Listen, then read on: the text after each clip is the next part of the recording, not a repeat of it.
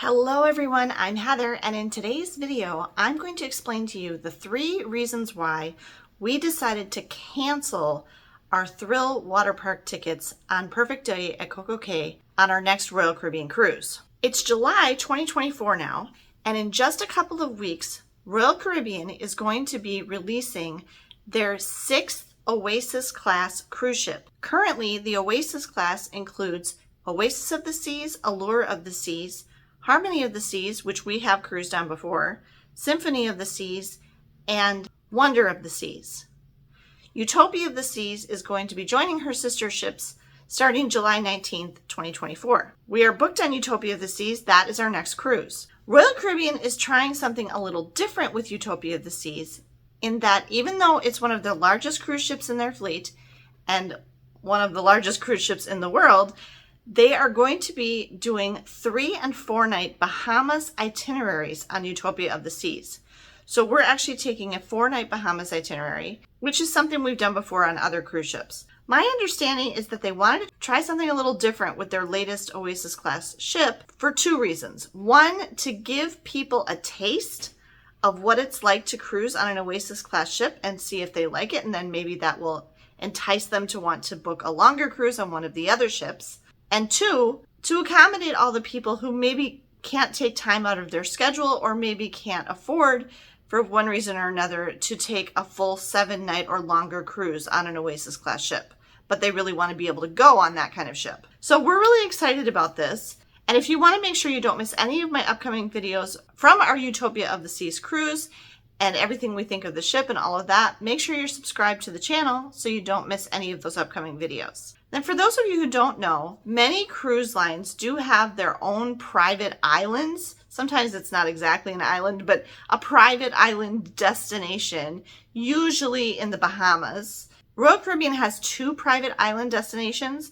They have Coco Cay, which is now called Perfect Day at Coco Cay, and they have Labadee, which is actually in Haiti on the island of Hispaniola. The island of Hispaniola, if you don't know, half of it is Haiti and the other half is the Dominican Republic. Their island destination, even though it's not an island, is on the Haiti side. Royal Caribbean has had to suspend their visits to Labadee for some time now because of political unrest in Haiti. So I don't know when they're going to be returning cruises to there, but they have lots of cruises going to Perfect Day at Coco Cay all the time. Okay, I'm going to stop you there because you're probably saying to yourself, wait a second, she said that 2 different ways, which is right. This word, C-A-Y, which means a small island, is actually pronounced key, like K-E-Y. And in most of the time you will hear pronounced key. Like when we go on a Disney cruise, we go to Castaway Cay, or we might go to their new 2nd private island destination of Lookout Cay at Lighthouse Point.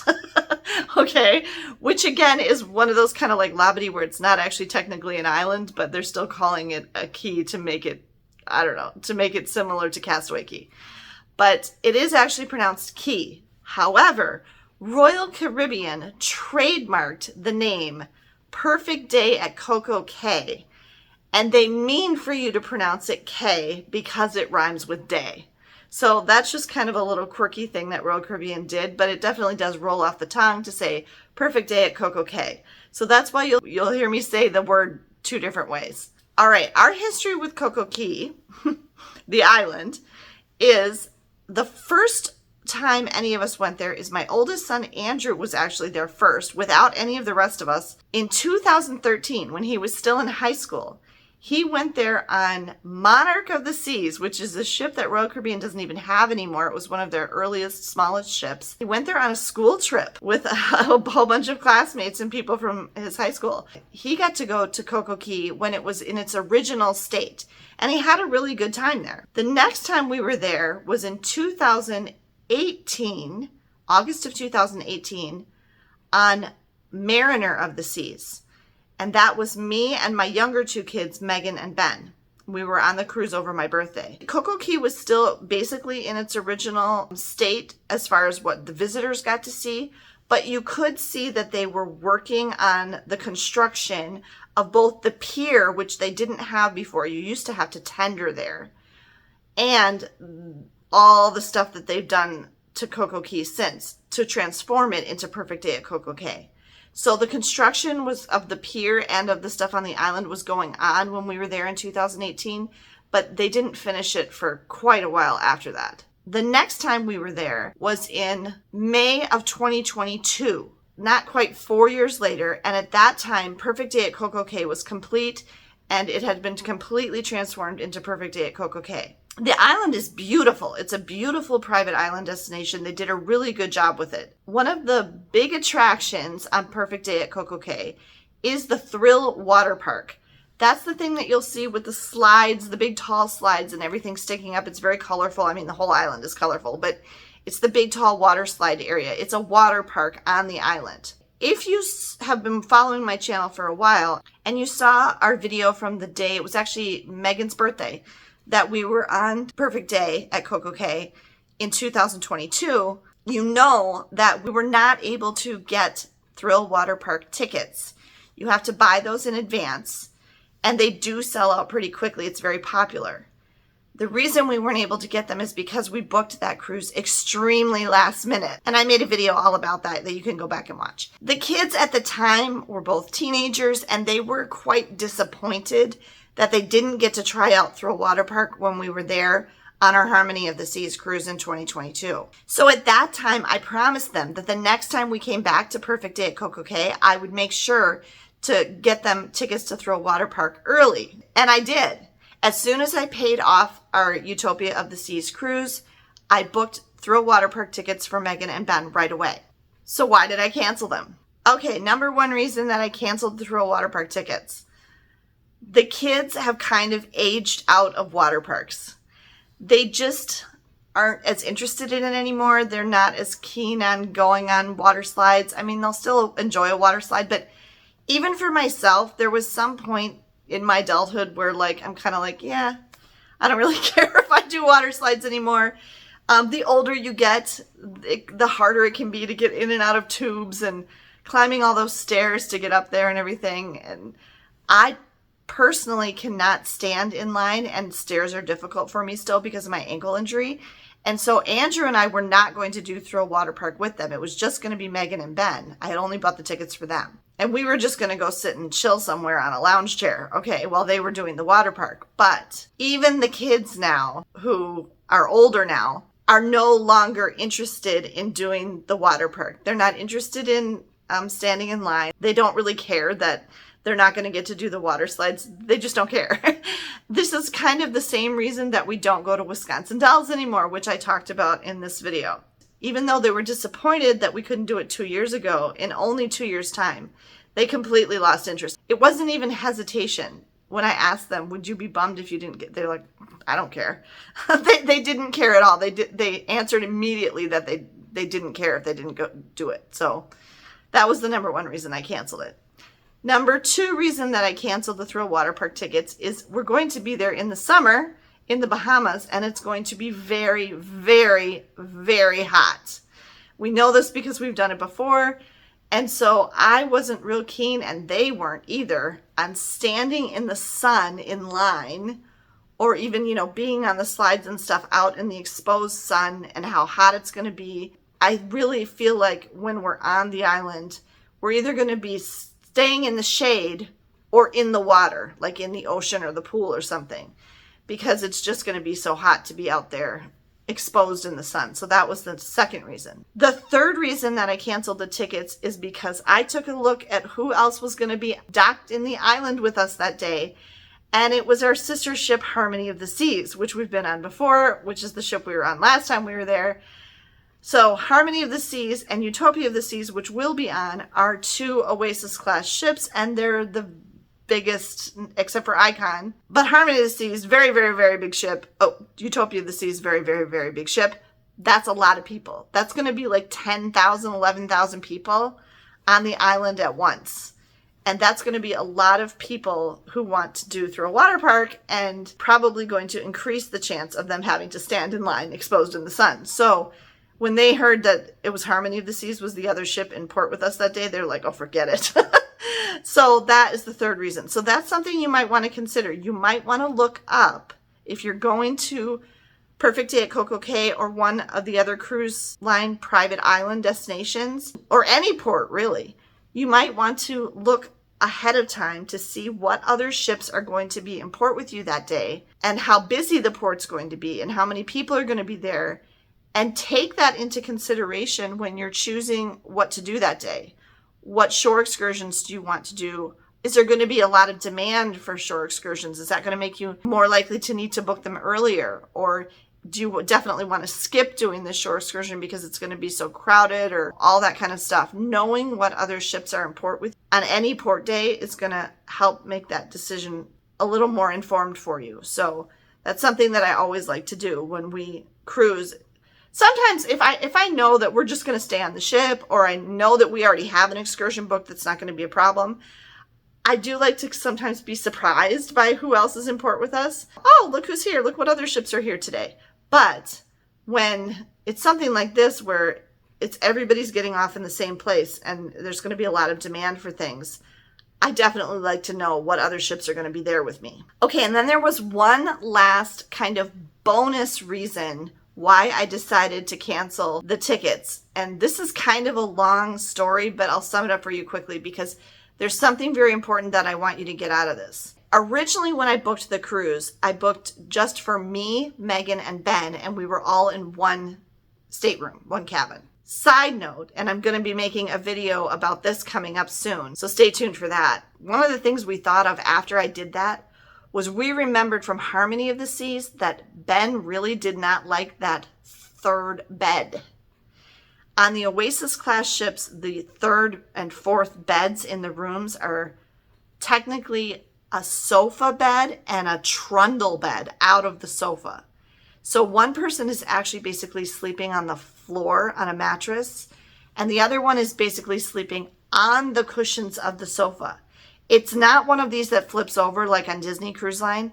It's actually just the sofa cushions. They just put sheets over them, and they're foam.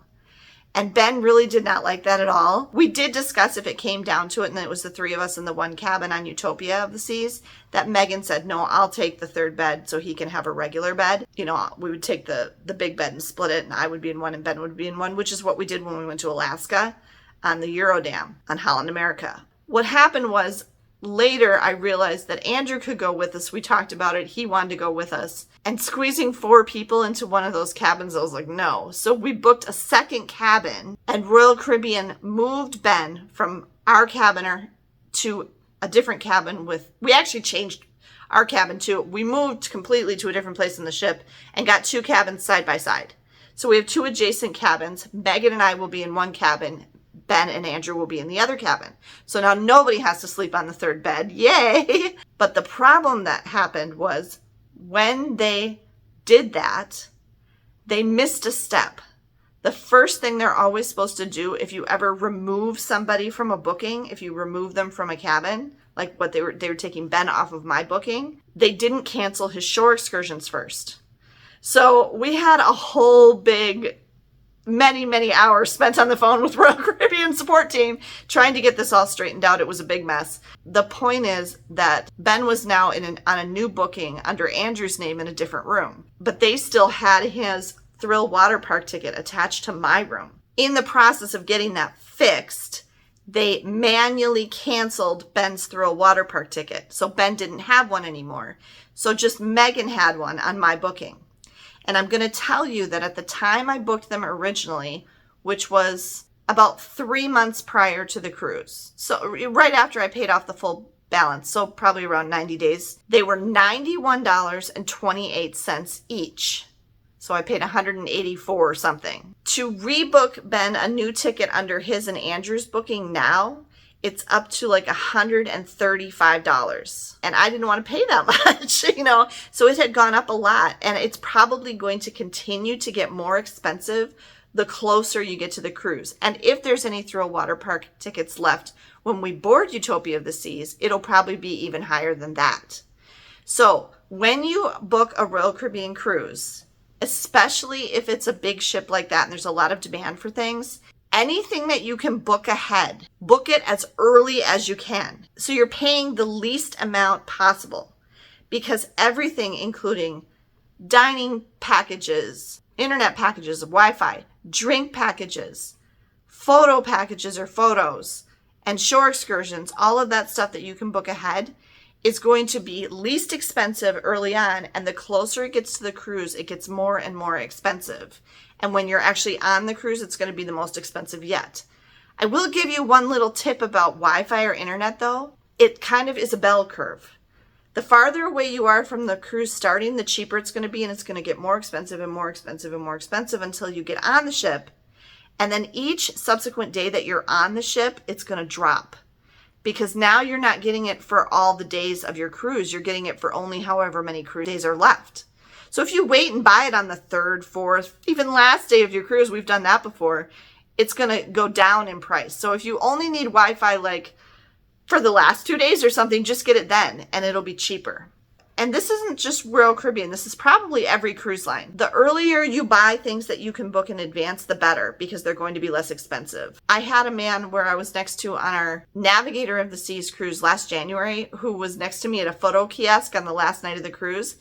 And I saw how much they were going to have to pay for the same package that I had booked in advance. And it was a huge price difference. And when he found out how much less I had paid because I booked it before the cruise, he was like, oh, that's a great tip. I'm definitely going to do that next time. So that's a really big tip for you, is make sure that you book all of that stuff that you can book in advance as far ahead of the cruise as you can. You can cancel it. So like what happened now is then once we decided the kids didn't really want to do Thrill Waterpark, I just called and Ben's ticket already was canceled. So then I canceled Megan's too, and they refunded it to me immediately. So if you're not on the cruise yet, even if you book something like that, you can change your mind and cancel it and get your money back. Last thing to be aware of, there is a point where they close it off. And that happened to us when we went on Harmony because we booked it last minute. Inside of a couple days, like 48 hours, I think it is, it might depend on the ship or the cruise line, they close off pre-booking for all of those things. So if you haven't done it before that, then there's a little window right before the cruise, probably because of them working up the manifest and things like that in preparation for the cruise, where it's closed to booking and you can't book it then from home or the app or whatever, but you have to wait until you get on the ship. So if it's, 1 or 2, it might be 3 days ahead of your cruise, you're probably not going to be able to book anything in that little window.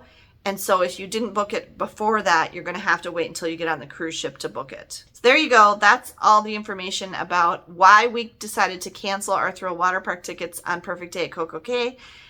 I hope that you enjoyed this video and that it was helpful to you. If it was, be sure to give me a thumbs up. And again, make sure you're subscribed to the channel so you don't miss any of our upcoming videos from our cruise coming up really soon on Royal Caribbean's brand new ship, Utopia of the Seas. Thanks for watching this video, everyone. I hope you have a great day. Safe travels.